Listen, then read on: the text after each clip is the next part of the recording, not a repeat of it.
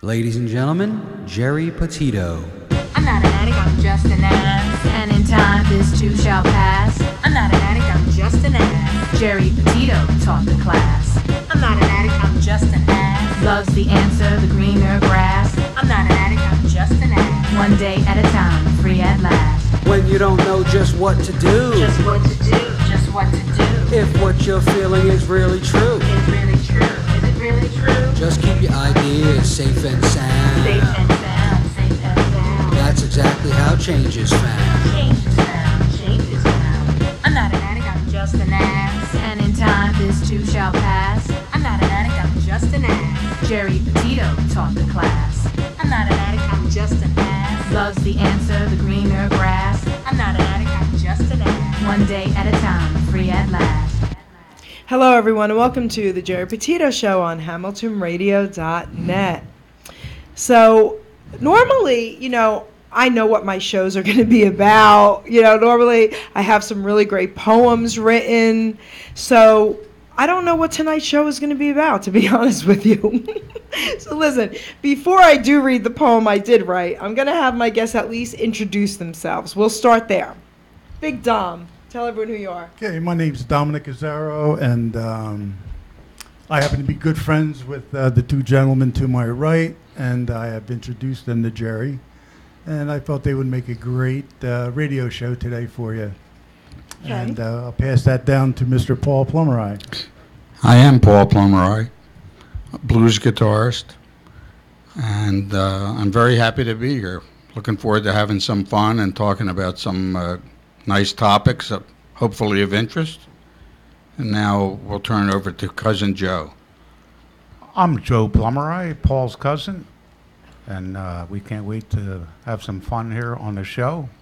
So let's keep going. And then at one point, we have some amazing photos that we're going to actually show the camera, okay? You know what? Gino, would you like to make any announcements before I even read the poem? I'll let Ruben. Ruben? Let's do it. Okay. I'm doing this from the top of my head, guys, so we just thought about this just now. If anyone out there that's listening to the Geri Petito show, co-hosted by me, yours truly. No, if you have a business out there and you're having trouble finding people, quality people, well, look no further.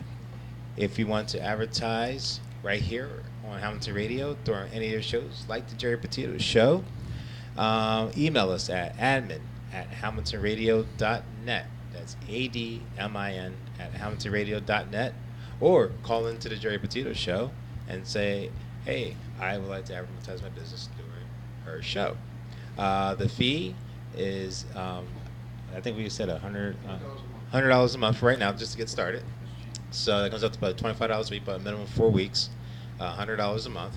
And we will advertise your employment opportunities of your business. That's Thank you, great. Geri. Wow. So again, admin@hamiltonradio.net, $100 a month. And we will post it right here on Hamilton Radio's front page and also promote it right here on one of the shows. Thank you. Beautiful. Thank you, Ruben. We already got one. Friendly's Restaurant right here in Foxmore is interested in any grillers, waitresses, anybody at all. Just check in with Lee Paroli and just tell him Hamilton Radio sent you. At Friendly's in Robbinsville. Okay, guys?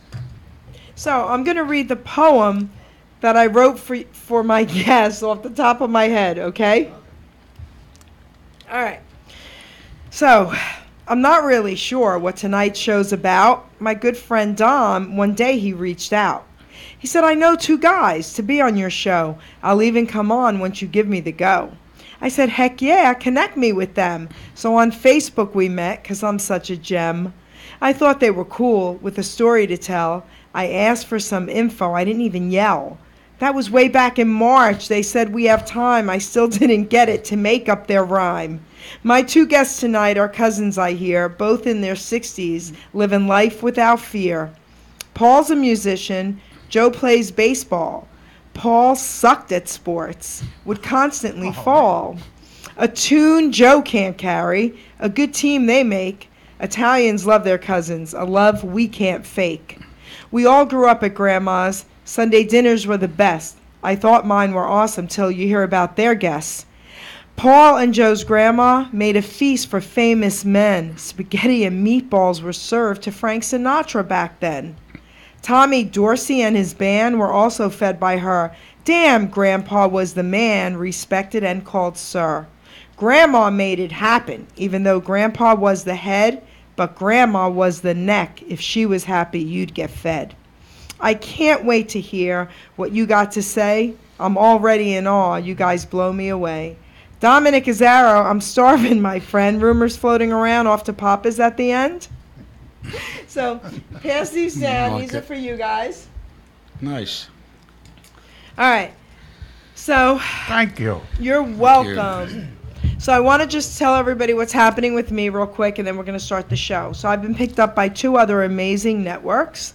PANJ Radio out of Lambertville, New Jersey. Rob Bell. I'm going to be with Rob now probably 2 Wednesdays a month, the 1st and the 3rd. Okay, 2 p.m. in the afternoon. I'm also with Beverly Nation Talk Shoe Radio. Brother O, I love you. He grabbed me, and it's just been an amazing ride. I'm with him every other Monday night. My show was last night, 10 p.m., so you could catch me in 2 weeks again, guys. Okay, so that's really awesome.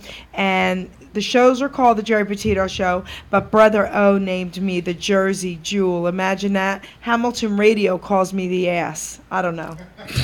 So I'm also the author of I'm Not an Addict, I'm Just an Ass, guys. I'm also a nutritional health coach. So if anybody out there, unfortunately, we all know someone who struggles with addiction.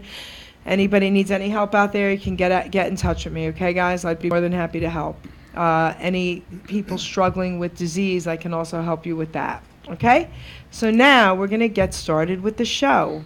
So, hello, boys. Hello, Jerry. Hello. Hello, Jerry. How you Hi, Jerry. doing? Very good.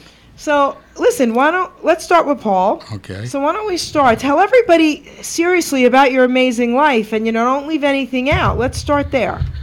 Oh, now where do we start here?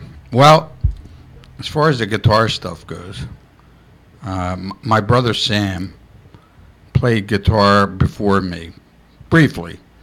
He went to my dad, and he wanted to take lessons, and somehow my father knew that probably it wasn't going to result in much, because my brother at that time was like any other teenager, was going through a lot of changes and trying this and that.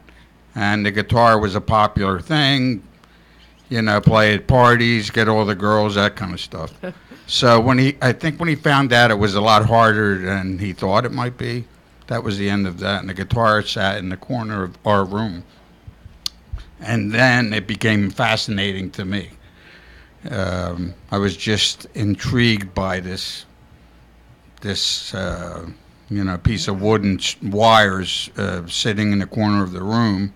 And I was also attracted to all the music that was on television. I used to love the Ozzie and Harriet show. Would have Ricky Nelson sing a tune at the end of the show, and he had this great guitar player named James Burton, and who I'd later met years later, and I loved that, and I loved Chuck Berry. Yes. And Elvis. Oh, please, baby. Elvis is my guy. Paul, didn't James Burton become the guitar player for Elvis also? That's right. At the end of his life, he was playing the guitar for Elvis. And he was a hell of a nice guy. Besides being a phenomenal, trendsetter on the Telecaster, Fender Telecaster. He was just a kind of guy you felt like it was your country uncle when you meet him, Mm-hmm. So that was basically it, and then not long after I started, a year later, then the Beatles come out. Okay. And the guitar is exploded beyond your wildest dreams, the popularity of it. And they couldn't keep enough guitars in stock. Oh, wow. For the people that wanted to buy them and play them. So I was like in a very good, opportune position at that time, because it was just great. It was a great time to... It was a great time to be alive, number one. It was a great time to be playing an instrument. Just the timing for me was all perfect. So that was pretty much it, Paul, how about the influence of the surf trend, like Dick Dale and others like him playing the surf music? I know that. Well, yeah, that's a good point, Dominic. The Beatles and, in my case, the Beach Boys and the Ventures were all playing that surf guitar, which was exciting. It did definitely caught my eye. It was different than what the Beatles were doing, but I liked anything that was done well. It didn't have to necessarily be jazz or surf or rock or rhythm and blues. If it was good, and I liked it. And if it was guitar music, there was a good chance I was going to like it. So the Beach Boys obviously popularized surf music, and the Ventures played all instrumental music. And my brother Sam also turned me on to them. So it's another thing that I can thank him for, and all of it was a melting pot to me to try to emulate. So what do you learn when you're a kid? Pipeline, Walk, Don't Run, Tequila, all these classic instrumental tunes. So that was it. I was off and running, and it wasn't hard to learn how to play those songs.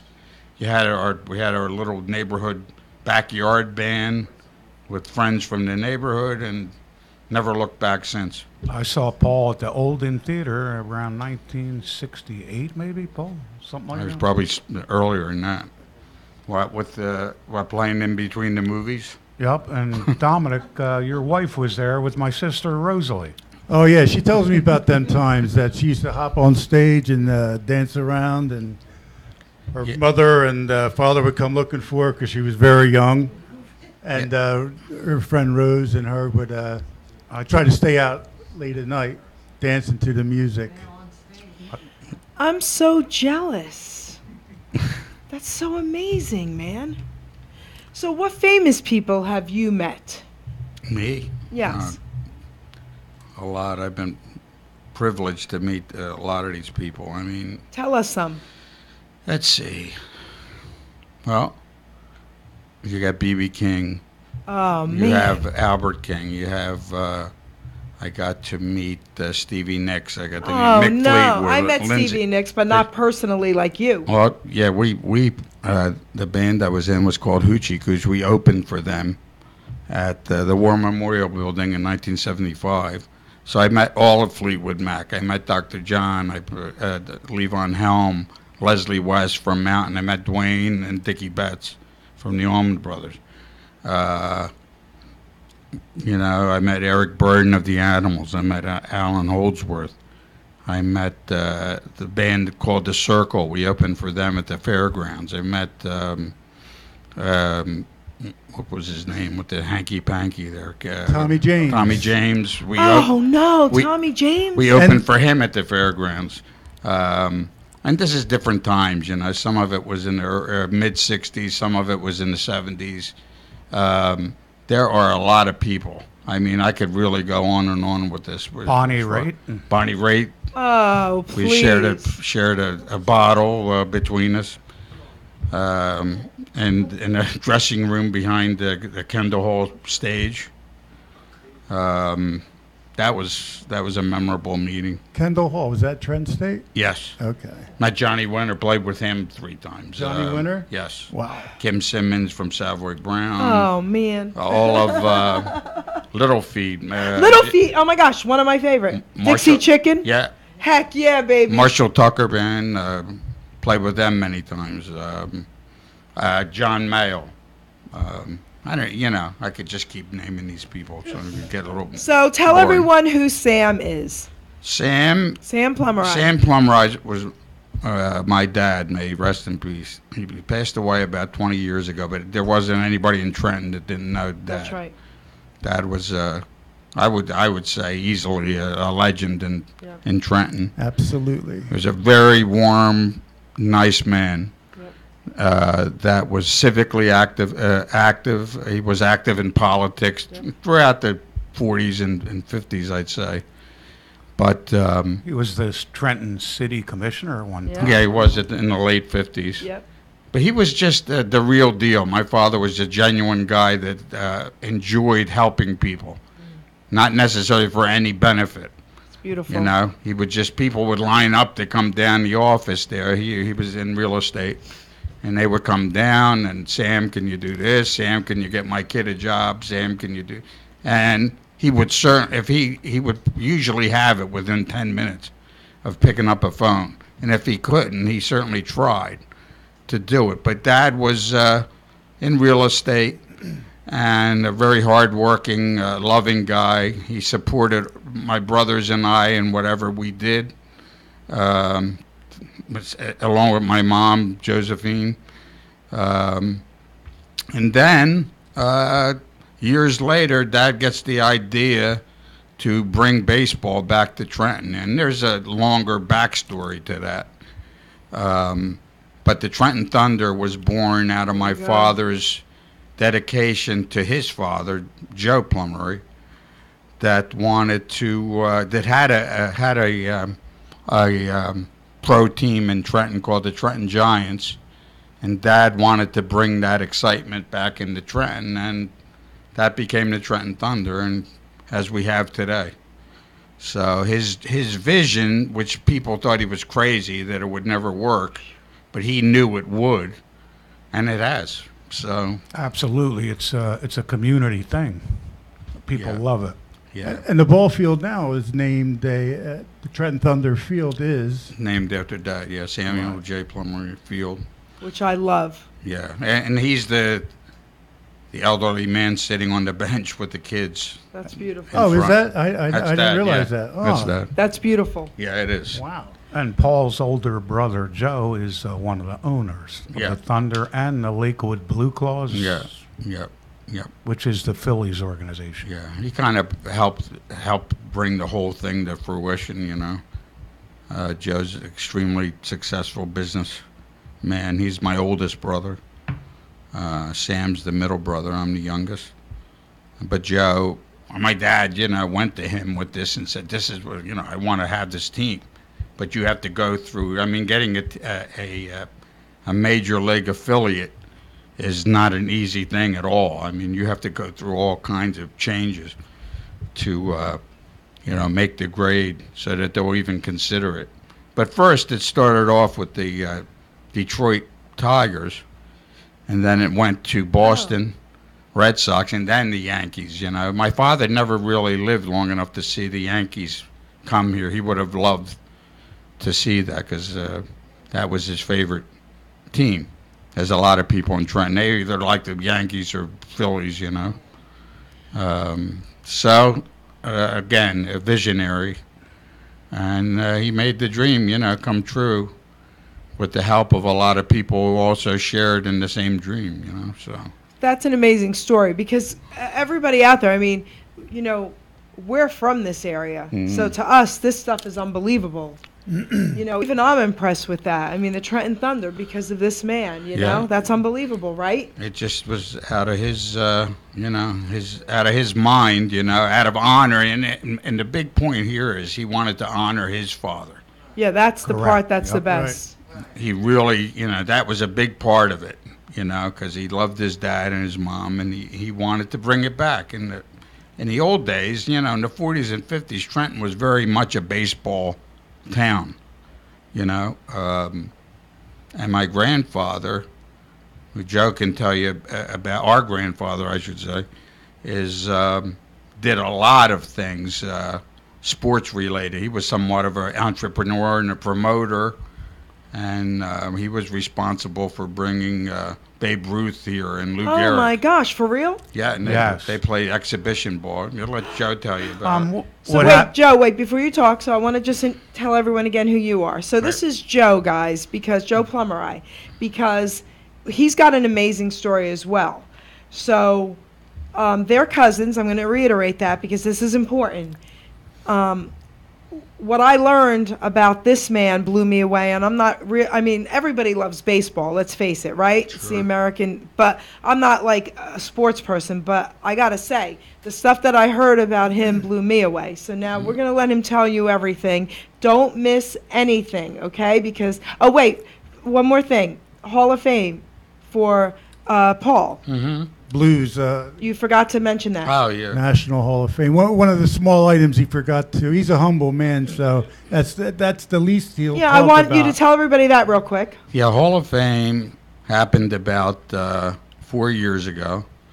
I was indicted by the Bucks County Blues Society, which is the Not indicted, inducted. indicted should be. That's great. Indicted by. No, I mean indicted. I mean. Oh my I- God. I I know mean a guy. indicted. I know a guy. No worries. I'll get you off. I mean indicted. Okay. Yeah, inducted, right? Indicted. See what I'm That's- thinking? Thanks for credit. So we're inducted by the Blues, by Bucks County Blues Society, who have all the concerts and interest around here.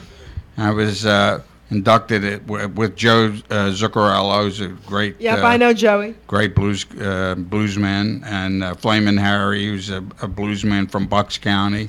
And it was a great honor. What can I say? You know. Beautiful.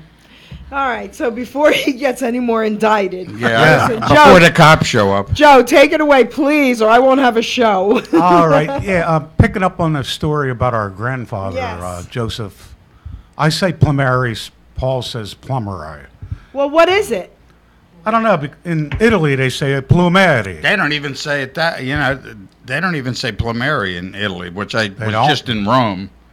Plumeri, this guy said. So how could two cousins say their last I don't name know. differently? I Now, don't know. Paul's older brother, He'll the say one Plumeri. with all the money, says Plumeri. Right. He So does. your brother says Plumeri and you say Plumeri. Right. My dad didn't say Plumeri. No, he didn't. People in Trenton say Plumeri. And I kind of went along with it. I say because, Plumeri, but And correct me people in if I'm Hamilton wrong. Square, where I grew up, say Plumeri. Yeah, So, I don't, take your it doesn't pick. matter. We could say either one. That's just funny that family members say it different. Take your pick. All right, so go ahead. But anyway, back to our grandfather. In 1927, he was a baseball promoter at a local semi-pro team in Trenton. They played at Wetzel Field in Chambersburg. So after the season, Babe Ruth and Lou Gehrig, they weren't making a lot of money back then as pro baseball players, so they would do what is called barnstorming. They would go into a local town and play with the local baseball team just to draw some fans, make a couple bucks, and, everybody had a good time. So he brought them to Trenton in 1927, which was actually the year that the Yankees had one of the best teams ever. Was that Murderers Row? Right. Wait, 1927? 1927. Okay. Okay, so he brought them there. All the kids in Trenton took off from school. Some of them jumped the fence. I think they were paid, the story goes, $1,500 to them two. And Paul's father was 13. My father was 12, and they were the Bat Boys. Okay. And I love this. my father, this is a true story. My father told me he went up to Babe Ruth and he goes, I can't hit any homers. What should I do? And Babe Ruth said, keep swinging, kid. Oh my gosh, I That love sounds it. just like him. But then they came again in 1920, Next year. 28, the next year. And I think Grandpop lost money because everybody jumped the fence Yeah. or something like that, and they mobbed the field and all that stuff. But then years later, I'm not sure if Grandpop got to see Willie Mays. Yeah, he did at the beginning, very beginning. Yeah, did. because he had died that died year. in 1950. In 1950, he died, and that's Willie Mays died in 1950? No, my Oh. Grandfather. Oh. What happened was Willie Mays came to the Trenton minor league Yeah. team at Dunn Field, which is up by where the New Jersey Lottery building is at the Brunswick Fruit. Circle in Trenton. That was where Dunn Field was. Oh. And Willie Mays in 1950 played in the minor leagues there. Right, so he was on our grandfather's team. Right. Trenton Giants, which influenced my father to bring baseball back to Trenton. Crazy. He wanted to emulate and respect his dad by, bringing it back again. Hey, Joe, was there a story about a ball that was hit out of Wetzel Field? that cleared defenses, not Yeah. only defenses, but wound up in Episcopo's Well, I have I have the, drugstore, broke the windows. yeah, you're right, Dominic. You have all kinds of stories. One of the balls landed in the intersection of Chambers and Liberty, 700 feet away. One hit Episcopo's drugstore window. Yeah. That's No, But amazing. anyway, I have the box score on my Facebook timeline. If you scroll down, Right. Babe Ruth did hit 3 homers that day in Trenton in 1927, and there is all kinds of stories with that. But That would have been Oh, a tremendous power to hit a ball that far. Yeah, The Western Field is still there. If anybody knows and is familiar with the field, you'll know how far of a shot Yeah. that is. But if anybody amazing. could do it, it was probably him. You know? Yep. right, but so baseball kind of runs in our family's blood, and me not being a musician, I started playing baseball at a young age, probably 4 years old. Right, Sister Rose in the audience there. Probably about 4 years old in the backyard. Dad taught me a lot of the fundamentals. Him and my Uncle Sam were both good ball players. They played baseball. So it all started in the backyard with Dad, with me, and then I went through Little League, Babe Ruth League, 13 to 15-year-old. Then I went into American Legion in high school, American Legion with Hamilton Post 31. We played our home games at Nottingham High School back then. And after I went through baseball at Notre Dame High School with that team. So after high school, Dad says, well, what do you want to do? Like, I wasn't much of a student. Like, Paul was more of a student than me. My favorite subjects were probably gym, lunch, and study hall, but which I didn't study. Hey, But- Joe, I wanted to ask you, what positions, I know you've played several positions. Where did you play on the field? In high school, I played right field because I had the strongest throwing arm. Usually, you put the right fielder in baseball who has the strongest arm in right field to stop that guy from running from first to third. So that's the longest throw in that game, is from right field, to third base. Uh-huh. Then I played some left field, post 31, Hamilton. I played left field. In high school, I played some first base, center field. But at a young age, I was, by the time I was 12, I could play every position. I'm not braggadocious, but I was taught how to do that. Dad would send me to a Rider College instructional camp starting when I was about 9. Mo Weber. It was Mo Weber, correct, and Tom Petrov Right. was the main coach then. Later, Sonny Patero took over for Tom Petrov, I believe.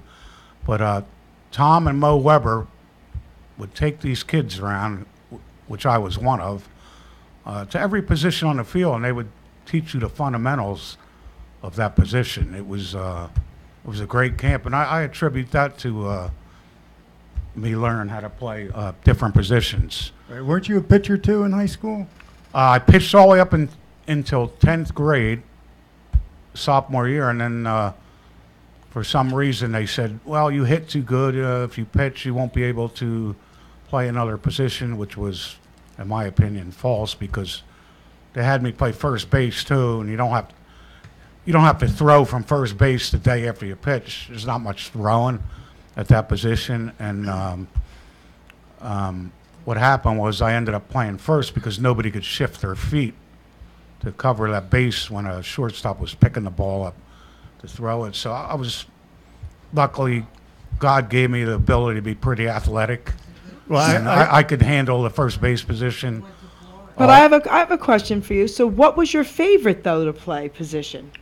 To be honest, it was probably pitching. I pitched all the way up until 10th grade, and then the Legion team and the high school team, I guess it all coincided. Like after 10th grade, I didn't pitch anymore.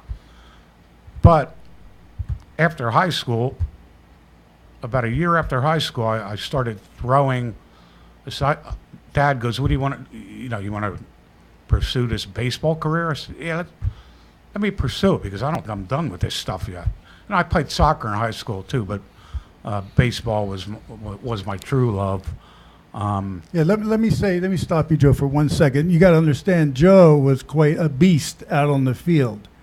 He had a physical prowess that not many kids his age had. He was, how much did you weigh back then? Well, actually, in high school, I was skinny, dumb, but getting to that story about what you're talking about, which is more of a softball quite career. a beast, yeah. More of a softball career is probably what you mean. Okay. So Dad goes, what do you want to do? So I said, I want to try and pursue a pro baseball career. So he goes, well, you got to go to Florida then, because that's where a lot of the action is, minor league teams, facilities. So I had a half-brother, Terry, who had a grandmom. Dad was married before I was born to Terry's mother. She lived in Tampa, so Dad says, well, he hooked it up so that I went down and lived with Terry's grandmother, Terry's mother's mother. And I went down there to live with Evie, her name was, for a while. And right a couple miles from her was a Cincinnati Reds training complex, which was called Redsland. So I walked in there. I had worked out at the Trenton YMCA for about 6 months before I went down to Florida, pitching, to a catcher indoors. But I went into that Reds camp, tried out with them, and, you pitch really well, but our roster's full right now, that kind of stuff. So I got into a semi-pro league, pitched in that league, threw a no-hitter down there unnoticed because nobody was at those games. So I left Tampa and ended up in Fort Lauderdale, where I had a tryout with the Dodgers. I left Fort Lauderdale and went to the Montreal Expos complex in West Palm Beach. Mm-hmm. I had a tryout with them off a pitcher's mound, and the coach said, you threw well, but our roster's full right now. I said, can I pitch to batters? Just throwing off a mound. Can I show you I can get somebody out? So, it was kind of frustrating because just throwing off a mound is not really showing what you can do. It's like Paul playing a guitar without the rest of the band. The thing. Well, wait a minute. Paul can play by himself without the band. Well, maybe that's he's the exception. Maybe that's a bad analysis, but the thing is, it's not showing your true skills by just throwing off a mound.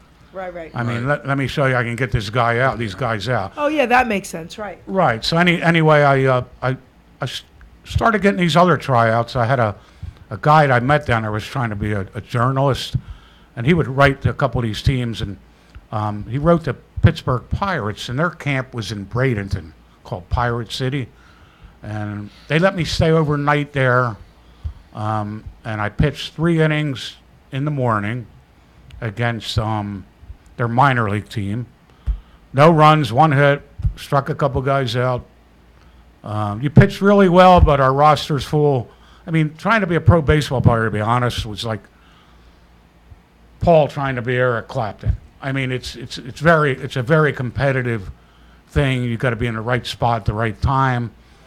So a couple more tryouts, and I continued to keep trying. I was down there almost 2 years, and then I decided I'm not going to make it. So I ended up coming back to the Trenton area, and I was sitting in Pep's Steakhouse on Liberty Street, and Joe Sharabone, who owned JoJo's Tavern in Mercerville, was in there, and it was only me, him, and Pep's Paul Villarreal, who owned Pep's Steakhouse, and Pep had a softball team, so he goes to JoJo,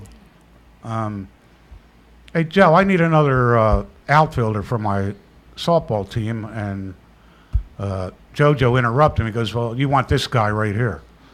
So Pep goes, what do you mean? He goes, I'm telling you, you want this guy to play on your team. And Pep goes to me, do you play softball? I go, no, I never played softball, but, JoJo goes, he was just down in Florida trying out with a bunch of teams. And Pep goes, do you want to try out with my team? And JoJo looked at him and goes, what do you mean try out? This guy don't try out. He might be the best guy on your team, and you've never even seen him play yet. So to make a long story short, I appreciated JoJo, God bless him, advocating for me. So I was playing in a hardball league. That was the winter of '76. I got back from Florida, and that's when that happened in the steakhouse.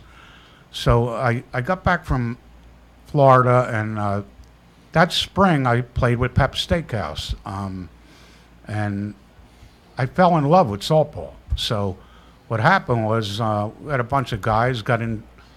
We were in the Mercer American League. We won that league, won the state tournament. Like Dominic said, I started lifting weights at that point, getting stronger. So Peps flew me to a national tournament in Detroit, Michigan. The flight was paid for, the motel was paid for, food was paid for, with all my teammates. And I was still playing baseball at the same time, and I go, you know what? Baseball's not paying me for any of this. I'm sticking with softball. So I just stuck with softball for the next 40 years. So I played for 40 years, but for 20 of those years, Oh, wow. I traveled around the country playing in all these national tournaments, regional tournaments, aside from playing in local leagues during the week. And I thank God I had the sponsors that were able to give us the money to have our teams be able to do all this. And I had tremendous teammates that were very, very great, tremendous athletes, basically at every position, that allowed our teams to win a lot of stuff. We had a blast, and that's basically when I think Dominic was talking about how He could hit a softball 500 feet. Yeah, which is I had some unheard of. power with softball. So to get more power in softball, because you have to generate a lot of your own power, it helped to lift some weights and stuff like that and get stronger. Whereas if you connect with a fastball in baseball, it kind of creates its own power. I mean, it helps to be strong too, but softball is more like a slow lobbed pitch that you have to kind of get all your weight into it. So it helped to lift weights and all that stuff. And again, I thank my sponsors, teammates, and the good Lord for letting me be able to do all that stuff.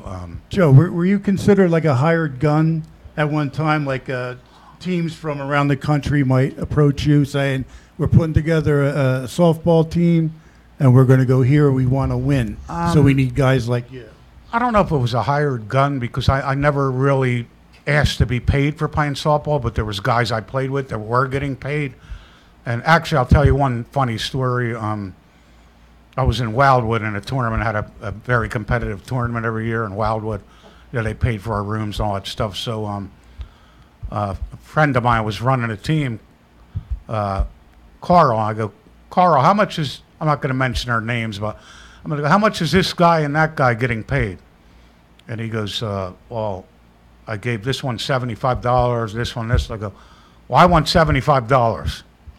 So, because I'm out hitting them, I'm out fielding them, and I'm throwing guys out from the outfield. And You should have asked for 100.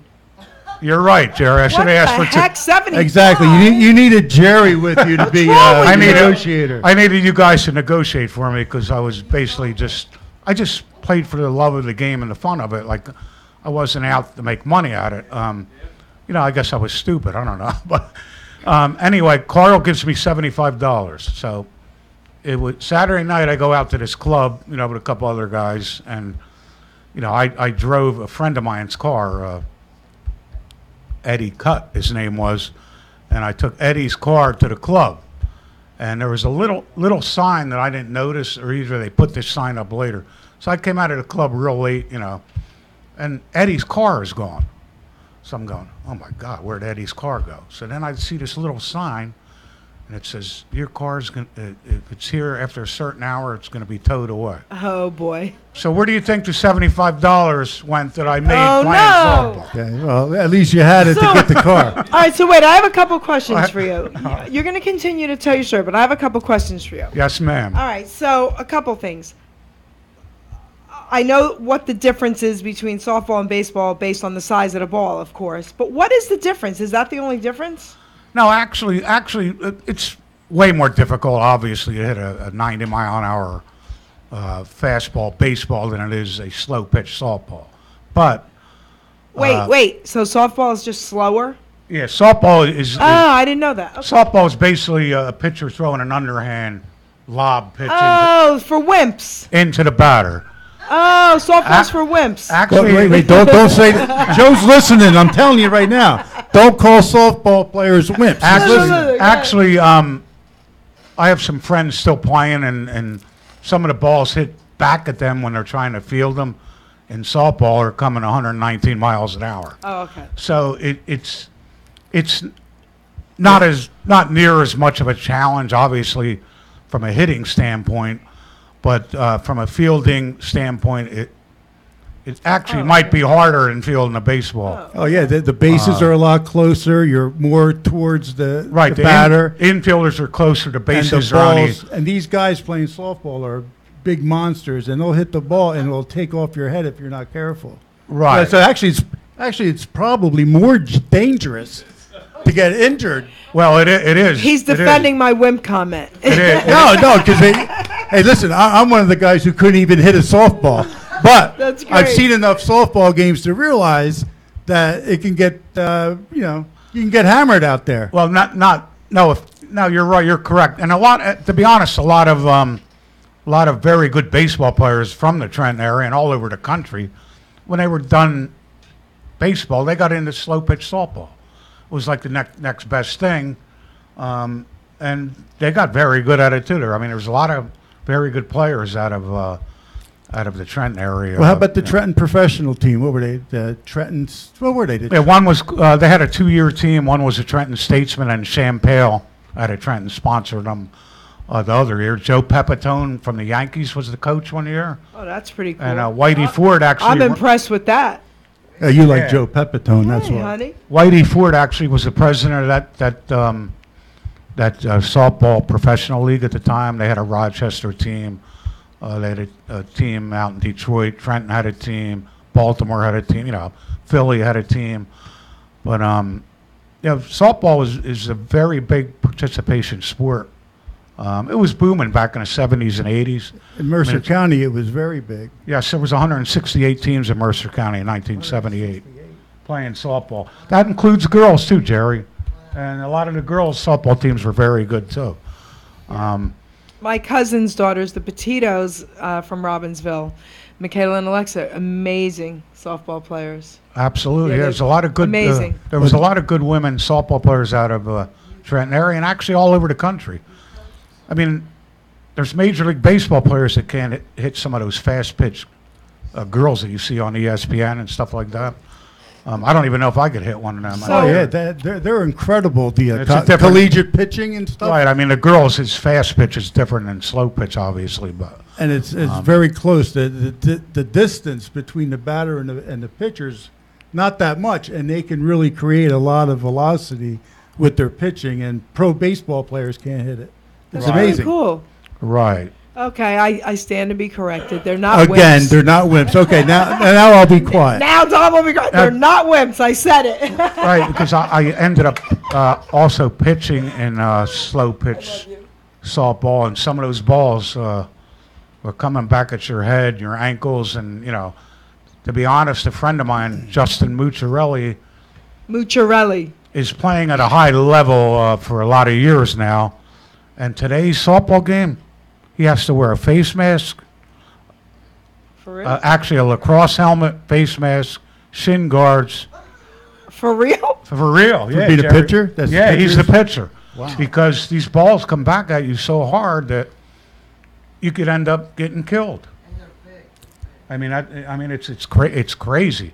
The bats and balls, the equipment got so good that that's what they got. That's what a pitcher has to wear now. Wow.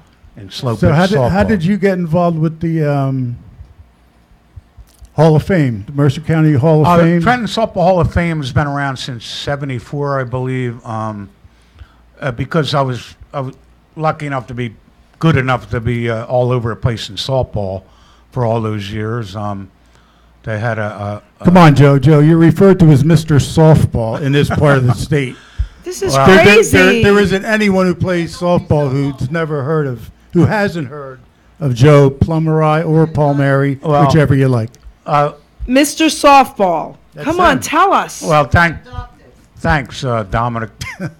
Thing is, It was the truth. again, I wouldn't be able to do anything on a softball field without the teammates that I had, because it's basically a team sport.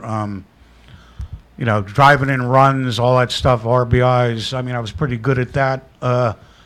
There's nobody to drive in if nobody gets on base in front of you, and I had all state athletes playing with me.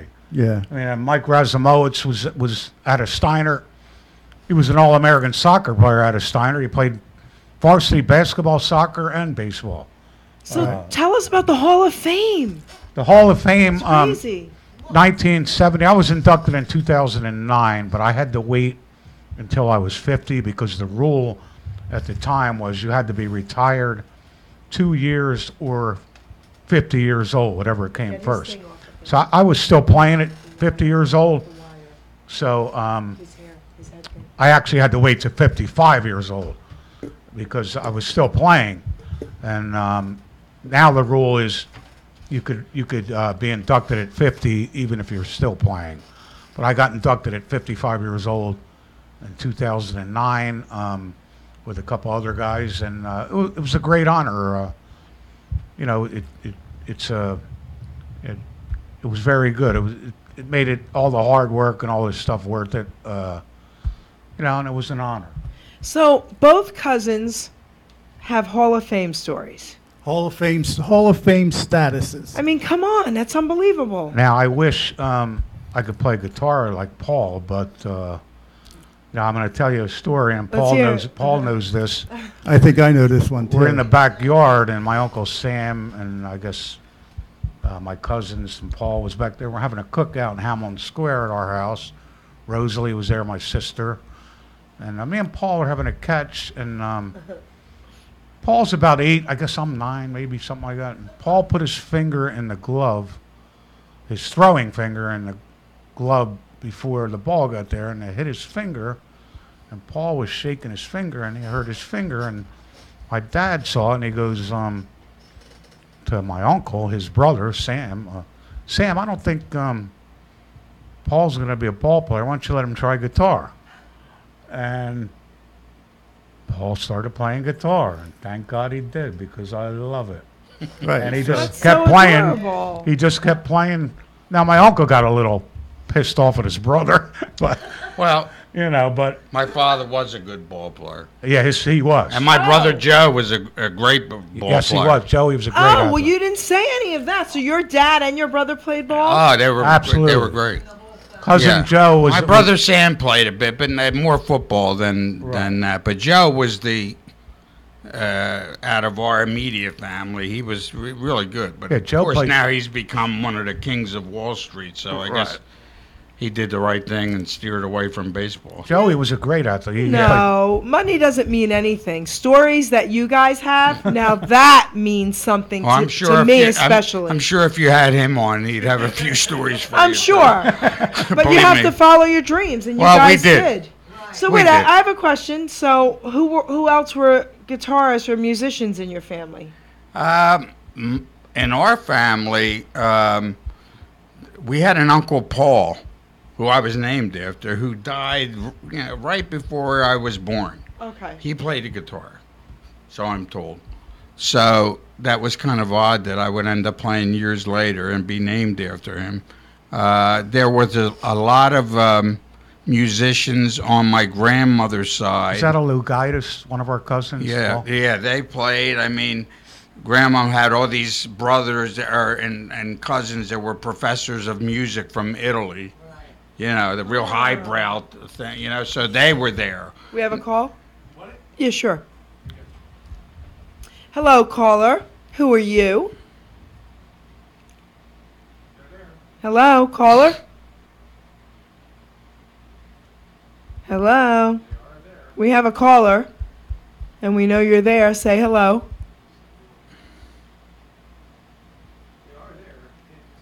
Can't hear him. Hello, hello, hello. How you doing, baby? Maybe they can try to call well. back. Call back. So, what was I saying? Well, Joe,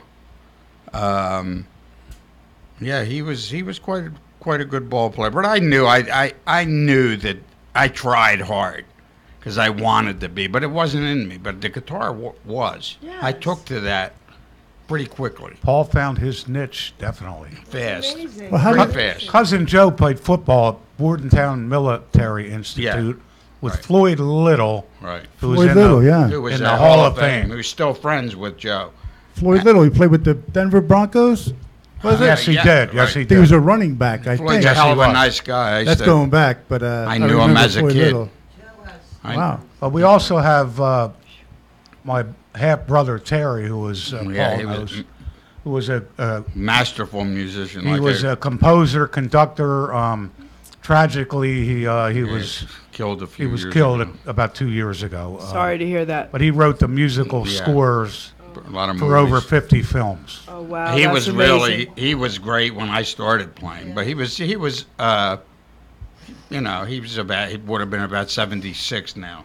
Hey, Paul, how did you become known as the Bishop of the Blues? Well, I'll how did tell that you. come about? Okay, guys, hold that note. You Hello, got some? caller. Caller. Hi, how you doing? Good. How are you? Who are you? This is Dominic Plumeri, Joe Plumeri's son. Hi. How are you, sweetheart? Oh, hey, Dominic. Hey, how you doing? I just wanted to say I love you, Dad, and thank you for everything and sticking by me. And you've taught me a lot. That's nice. And it's Well, good to hear your Dominic, stories. I love you too, and thanks for listening in. We're having a ball over here with Cousin Paul. Aunt Rose is in the audience. Yeah. Jerry, it was very nice of Jerry to have us on the show, and Dominic is one of the hosts. And we're having a ball here, son. You keep doing All what right. you're doing, and I'm proud of you, all right? Don't hang up, young man. Don't hang up, because I have something to I say won't. to you. Okay? So, Yes. I love being Italian, and I love being Italian at my age, especially, because we all grew up the same way back then. Nobody grew up any differently in the Italian community. And I'm listening to your dad and to your uncle, and now you called in. That is so beautiful to me, because you just remind me of my family and how proud we all are of each other. And for you to call in and say that to your dad on the air is so beautiful. And I just want to say that your dad did a really good job with you. Okay? Thank you. And God bless you, man, because you're adorable. I don't even know you, but you are an absolute adorable young man. Thank you for calling in. Thank you. Okay, sweetheart. All right, Dominic, we'll see you Saturday. Joe, kids, All right, love you. Love you, bud. Wow. kids today, for some reason they're afraid to say "I love you" to Yes, anybody. That's what Especially it's so beautiful. I gotta admit, I've never said that to my father. Well, you know what? And that's at a time when you should have. But for whatever reason, I didn't. But here's your son in today's day and age. They do Publicly, saying it publicly. Yeah, I just that's love you, pretty Dom. impressive. The kids say it. You know- my son says it to me. Right. He's 36 I now. don't know what it was, Dominic. You're right, because my father and I didn't do that a lot. I don't know if it was like an Italian macho thing. It was Yeah. let me just tell you, it was an Italian thing. They didn't really say that to us. Our nanas did, our grandparents did, like 20,000 times in a minute. Okay? But our parents didn't really say it to us. But we say it to our kids. Right, you're right, Jerry. And I'm going to tell you why. Because even though they didn't say it, we knew they did. Right. Every Absolutely. action that they had yeah. showed us every day how much they loved us. That's action speaks louder than words. Yes. It was unbelievable. You took the words right out of my And mouth. we didn't know That's our true. grandparents really. They were pretty much gone before we were very old. You know, we knew our grandmother for a little while, Yeah. and then she was gone in 1960. So My nana died, I want to say it's probably like maybe 10 years ago, maybe something Yeah, like you were that. lucky to At have her that 100 long. years old. My nana was 100. She was amazing. God bless. Yeah, Paul and I never met our grandfather. He died in 1950. yeah. Oh, And the other sorry. one, my other grandparents were long gone. You know, when my mother was young. So, but hey, it's all family's So, wonderful. I want to talk about your family. Because Mm-hmm. now. Okay. I was just gonna say, Joe's father had an alias at one time, Yep. Let's and talk about he all was, that. And he has quite a story, too. This is so cool, guys. Yeah. Good, Joe. All right. As Paul knows, Dad was in the Air Corps, and he became the director of entertainment for Special Services. He organized a baseball team, got him a bunch of games, and then he branched off into getting the military different entertainment acts and shows. So that's how he started his entertainment career. And Uncle Sam was doing his thing in Trenton. Dad was kind of in the service, and then branched off into the entertainment business. Well, he was out in Hollywood for a while, and this is before I was born, obviously. And he took off with his entertainment business. And Uncle Sam was like he held down the fort in Trenton. He was the Trenton Plumeri icon.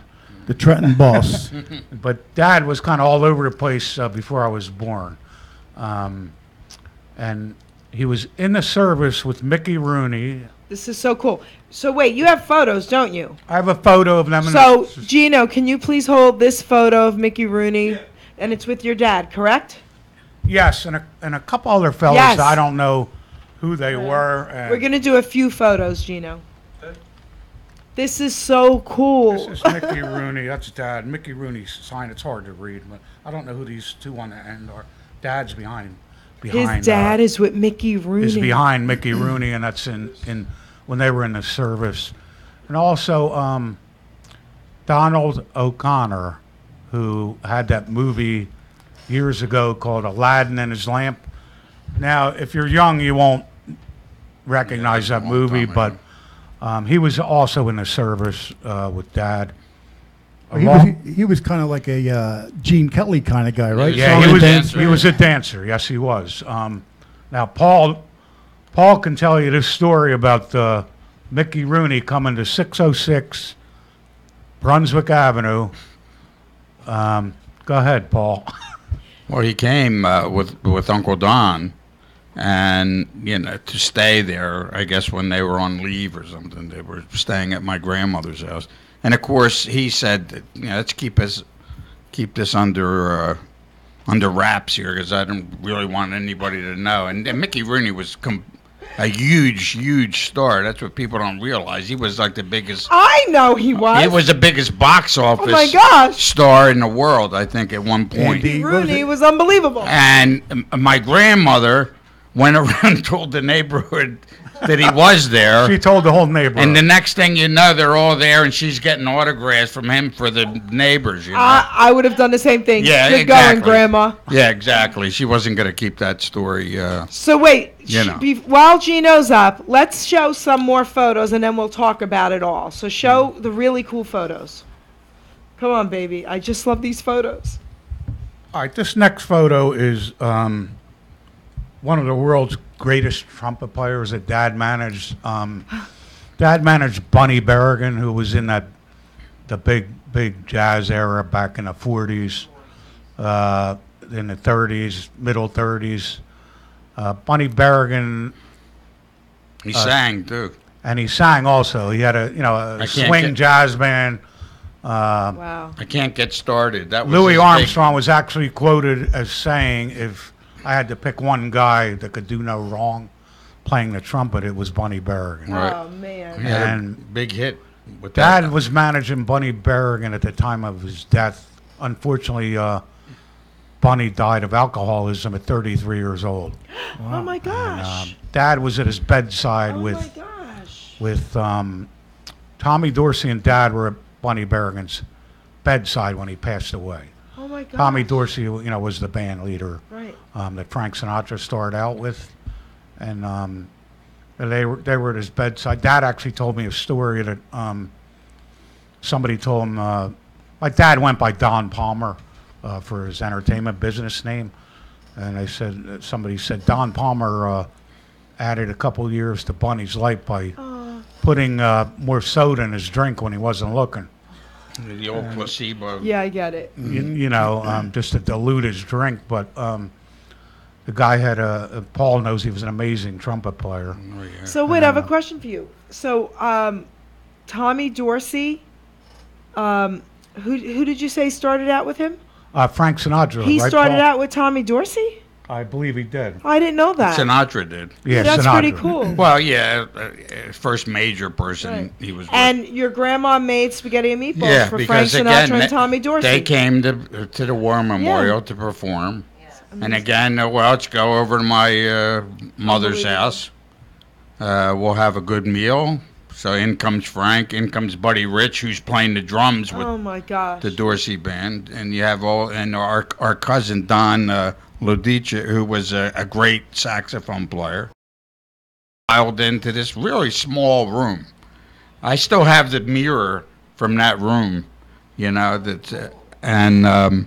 When I think of the people that looked into it It's unbelievable. back in the 40s and 30s and back, but they all had their meal there. So my mother, Aunt Madge, they all waited on Yes. these musicians. That's amazing. And What I think, other you know, what other photos you got in there that we would love to see? Now, to add to that story, just real quick, Jerry, so Grandma made the Tommy Dorsey band with Frank Sinatra spaghetti and meatball dinner.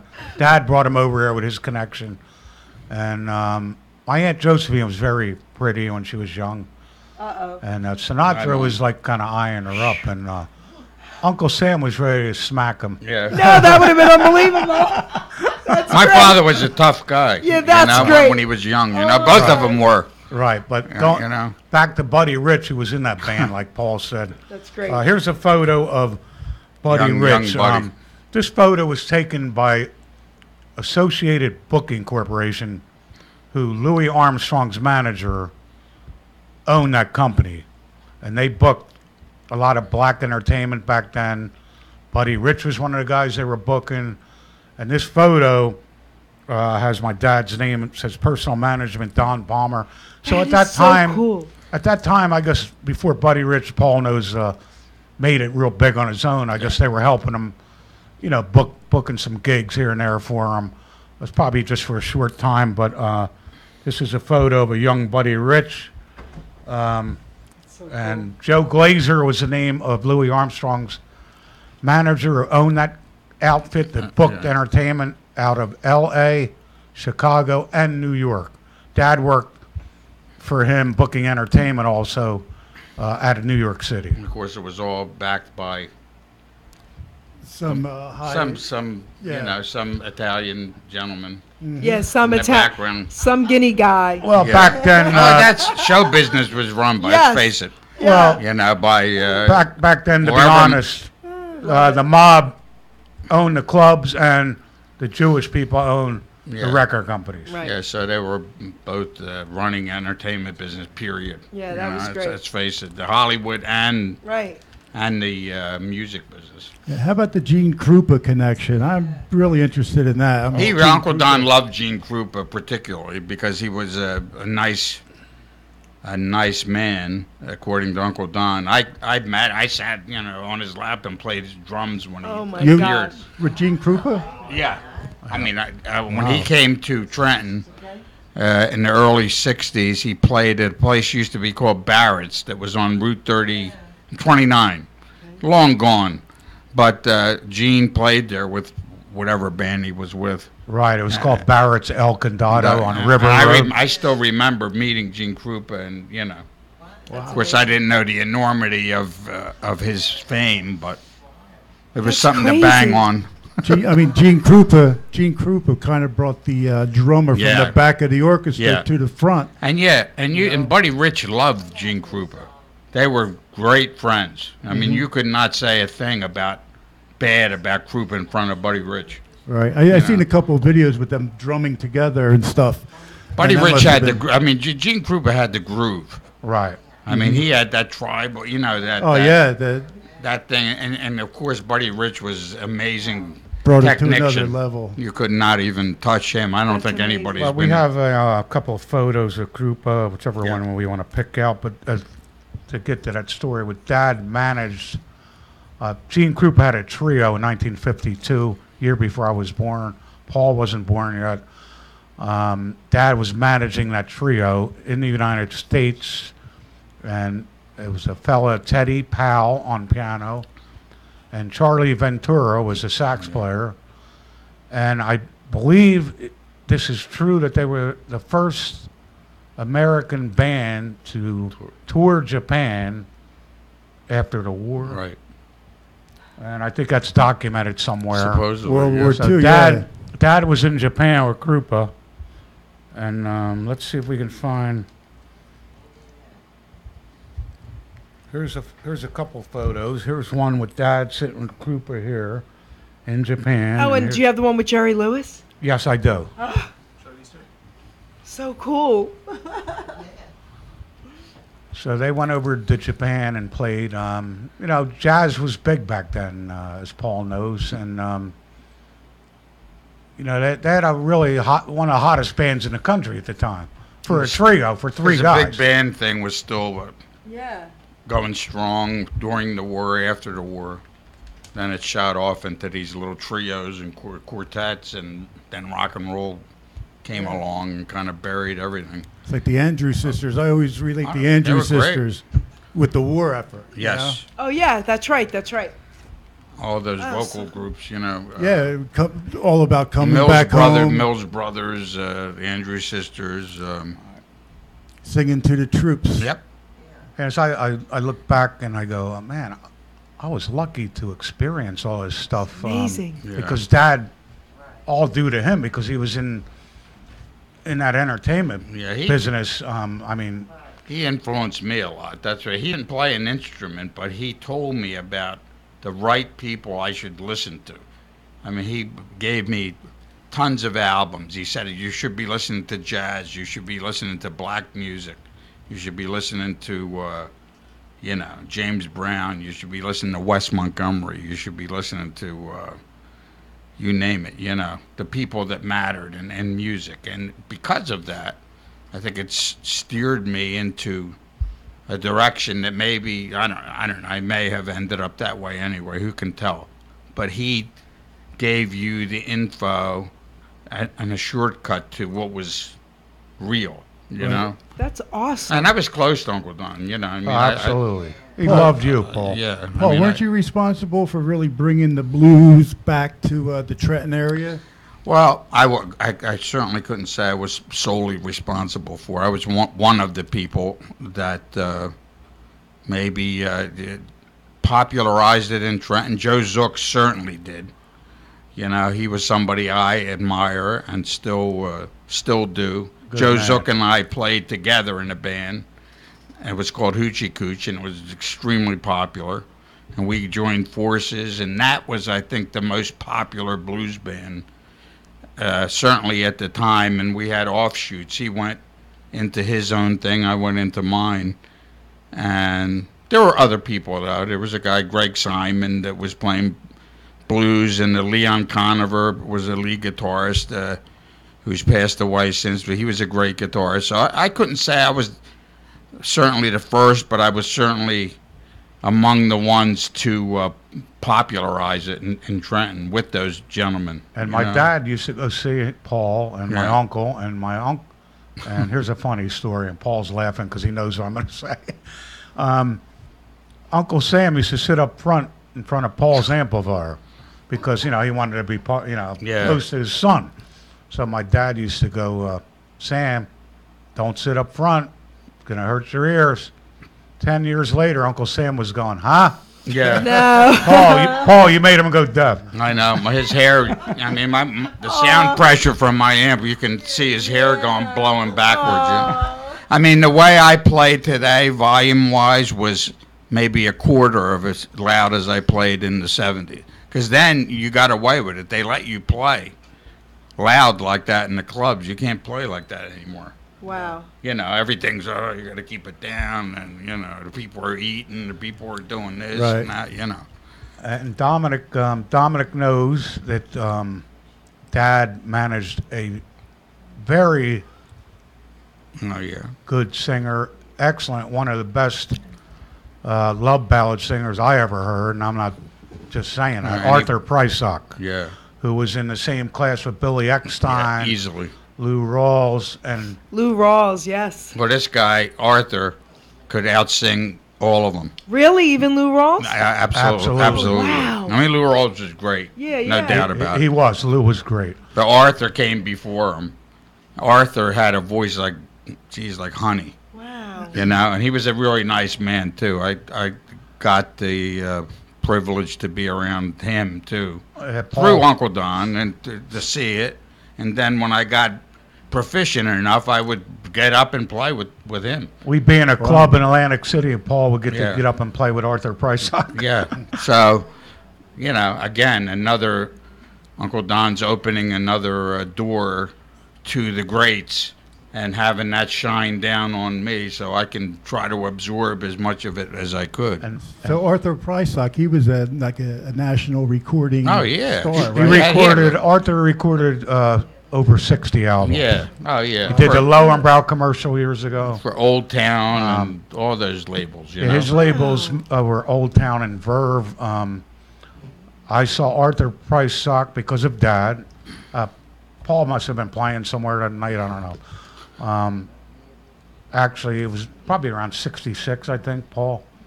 Louis Armstrong and Arthur Prysock played the Trenton War Memorial. And guess how lucky I was that I look back now.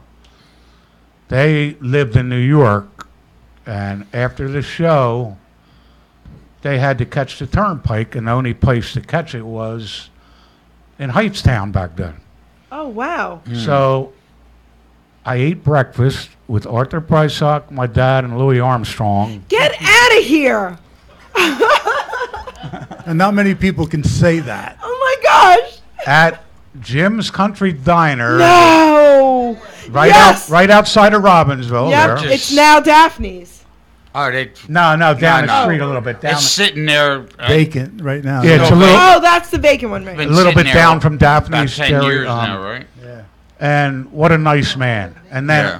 later on, Dad had booked them at, well, actually, Joe Glazer's manager probably booked these things because he was, I mean, Louis Armstrong's manager, Joe Glazer, probably hooked up Arthur and Louis together. So wait, stop talking. So you're telling me that Louis Armstrong ate at Jim's Diner?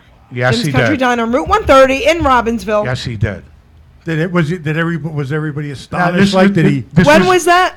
This is probably around 1966. I was 12. I was Probably 5. about 1 in the morning. I was 5. Did they know who he was? I'm in shock. Nobody I mean, really God. came up to our table or nothing, but it was kind of like, it was kind of cool. Like nobody bothered us or nothing. And Arthur was from New York. Louis was based out of New York. That's and, insane. I used to wake B.B. King up out of bed in the Holiday Inn. Get out. Yeah, but Paul was he had definitely a personal relationship with With B.B. him, King. yeah, and then he called me once when I was teaching the guitar at the Trenton Music Store, and the guys come to the door and say, "Hey, Paul, you got to call." So this guy says he's B.B. King, and I said, "Okay," I blew them off. Well, I did the twist with Chubby Checker. Well, there you go. Well, there you Everybody go. has their, link. We'll have you on our show next Okay, time. yeah, I did the twist with Chubby Checker, Right. guys. In Heightstown at Heaven's Lounge. Round and around and around we go. Oh my God. Arthur Prysock also played the Fantasy Lounge on Chambers Yeah, Street. what a great Paul place. got up and played. But there, yeah. Fantasy Lounge, yeah. They is had so the cool. greatest jazz musicians around in that club across from Trenton High. It's gone now, but you had these world-class guys playing there every weekend. In Trenton. That's There was a hard guy to named believe. Sam Barge that owned it. Right. He was a character, too. And you could go Friday, Saturday, and Sunday matinee and go watch these guys. And they were the best of the best in the jazz world, So, again, we want to see that. And, there's another thing that has to be mentioned since we're doing Mention it, baby. a radio show. A man that inspired countless young people to pick up rhythm and blues music was a guy named George Luther Bannister. And the show was called GBS Time. And it was on a Trenton radio station, WBUD. Yes, I remember. And George Bannister was a guy that I heard and I went nuts over. When I heard that music, I think that was my really first hardcore experience with Was rhythm and blues. Sid Mark on WBUD too, Paul? Sid Mark, and I don't think so. I think Sid Mark was on Philly. I remember the jingle was GBS Yeah, time. and it was Honky Tonk was the theme song. Doctor, Yeah. you remember what they're talking about? What do you think? The guy was, it was a part of your childhood. If you were growing up in Trenton, you had to hear Right. George Luther Bannister, and this guy was really animated. He used to do the commercials about the fish market and all this stuff. I would give a good buck to have a tape of one of his shows. Aw. You know, I've never heard it. Might or- have some around. WBUD, I used to listen to Sal T. Somebody must have one somewhere, but I've never come across it. That would be So- great to hear him again. You know? Doc G, I want you to show another photo. Get Jerry Lewis out, baby. This just made Yeah, me he's in a- tear up. That's amazing that Trenton would host all these stars at this time. Yeah, Happened in place. Got to remember, it's Now right tell Jerry Lewis. Jerry Lewis, tell everyone who Jerry Lewis is with in this photo. Okay, in this photo, sitting on a, I don't know how it's going to show up on camera, but It will. my dad has sunglasses on, and sitting next to him with her hand across the table, holding band leader Harry Yeah. James. His hand is Angela Lansbury. That's right. For Murder, She Wrote. This is crazy. Jerry Lewis is sitting in Next the to back Harry. next to Harry James and other people. I don't know who they are. Yeah. This is crazy. It could be somebody too, but we You know, this is crazy. can't I recognize believe it. that was taken in Hollywood, that photo somewhere, maybe in the middle 40s. Go closer. Jerry Lewis, baby. Jerry Lewis is in the back back, yep. There he is. Jerry Lewis. Harry James, Harry James. that's Angela Lansbury. Oh my goodness. Wow, amazing. And it's amazing you got the photos too. So a lot of people didn't keep their photos like that, you know? Yeah. That's really great. Well, I a must few have years 10 back, of them. I dug these up out of a box that I Dad kept- had, and I found all I these, kept and all that stuff. I put them in plastic, so. Great stuff. Yeah, I must have 10 scrapbooks filled Yeah. with stuff. Well, my dad Yeah, passed that- away about a year ago, and I have all Wow. his photo albums, and they're in the back of my truck. I still haven't been able to bring myself to bringing them in yet and going through them, but I have Yeah. them all, and one day I will. I'm glad that I'd be glad It's to great have 'em. memories, yep. Yeah. Great memories. There's a ton of that stuff that got ruined. We had more, Yeah. but my aunt ended up with them, and unfortunately, she She really spe- didn't mind them too well. She and spe- Now, she's gone, Right. She but spelt gravy on it, maybe some spaghetti sauce. That's I right, think gravy, baby. She It's kept gravy. them up in the attic, and Oh, there was a okay. roof leak up there, and I think a lot of those pictures Oh, got. man. Here- And her son has some of them, I yeah, guess. David. I want to say something. We're coming to the close of the show, guys. We have a little bit more time, but I usually like to say this around 6:15. Sure. We're coming to the close of the show. I'm going to have everyone say whatever it is else they would like you to know, and then I'll end it. But I want to ask you guys, have you ever seen, I forget what comedian on TV, his show, and he had another comedian, if an Italian from New Jersey was president. Did you ever see the video? no. All right, tonight we're going to Papa's Tomato Pies, guys, the oldest pizza place in the nation, right here in Robbinsville. Actually, Robbinsburg. It used to be in Chambersburg. It's now in Robbinsburg. We're going to be going there after the show. The place is unbelievable. Oldest pizza pie place in the nation. Got that, guys? In the Family nation. owned, family owned for This guy right 105 here. years. This guy right here. So when we're there, I'm going to pull up the video and show you guys. All right, you're going to love it. All right. So let's start over there, Joe. Tell everyone out there what you would like to tell them before we close. Well, I'd like to thank everybody that was watching. Thank you guys for checking us out. Hope you enjoyed some of the stories, and you guys have a great night. Yeah, Paul? Jerry, thank you for having us on. We really appreciate it. We had a lot of fun. And thank your listeners for listening in. I hope you enjoyed or you learned a few things that brought us some enjoyment over the years. And please, by all means, come out and hear the band. If you want to find out where we're at, That's right. you can go onto Facebook under my name, Paul Plumeri, or you can go onto paulplumeri.com website.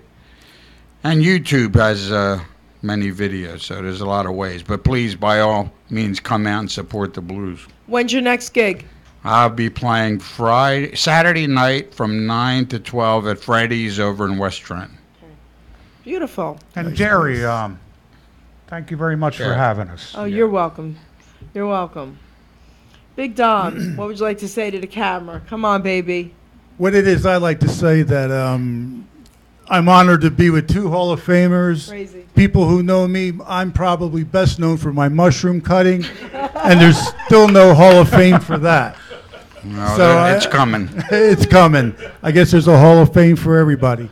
And I am nominating Dominic for Geri Petito Host of the Year. Right. Oh, well, I accept that. I'll second that nomination, but it's an honor to be with these two guys. They're The class act. pleasure's Both ours. of them. A great family, and the tradition continues. Thank you. Thank you, my friend. Thanks. So I want to thank the three of you for being on my show.